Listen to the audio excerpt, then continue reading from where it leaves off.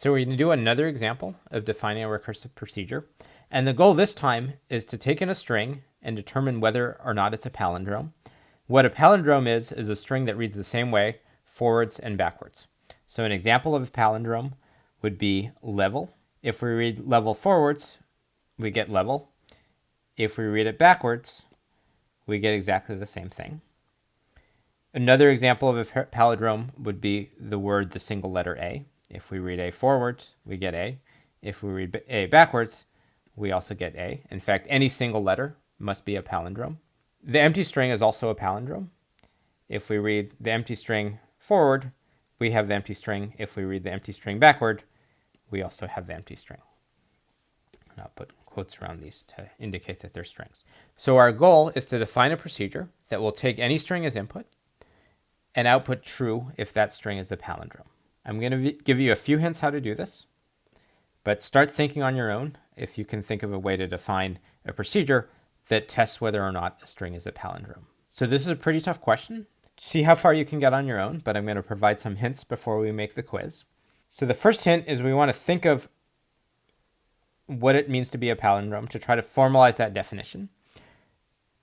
If we knew easy ways to produce the reverse of the string and check if it's equal, well, that would be an easy way to solve this. And in fact, there are ways to do that in Python, but we haven't seen them yet. And I want to have you think about ways to do is palindrome that don't depend on that. So that means we need to think about a way of defining is palindrome in terms of simpler things. So the first thing to notice is there's one simple case where we know right away whether a string is a palindrome. So we should think that that might be our base case. When we do procedures on numbers, our base case is often something that deals with a number like 0 or 1, a small number.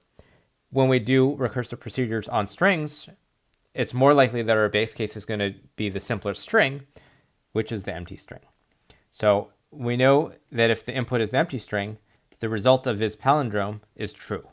The empty string is a palindrome. What if the input's not an empty string? Well, then one way to solve that would be to look at the first letter of the string and look at the last letter of the string. If those two are equal, well, then it might be a palindrome. It's a palindrome if all the ones left over in the middle are also a palindrome. So this is how we could break the question of testing whether a string is a palindrome into smaller steps. That our recursive case is going to test the first and the last character of the string, see if those are equal. So for our recursive case, we're going to test the first and the last characters of the string. If those don't match, we know it's not a palindrome. That means we know the result is false. If they do match, we're not done. We need to check the rest of the string. And that means we need to check the middle of the string if that's a palindrome.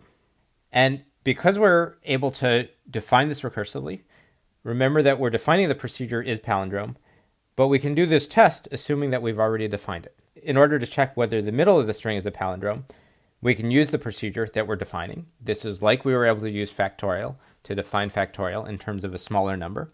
In this case, we're defining palindrome in terms of a smaller string. So I hope this is enough for you to get started. So see if you can define the code for is palindrome, keeping in mind that we can break it down into these two cases, where if it's empty, we know it's a palindrome right away. If it's not empty, well, we need to look at the first and last characters. If they do match, we also need to look at the middle of the string.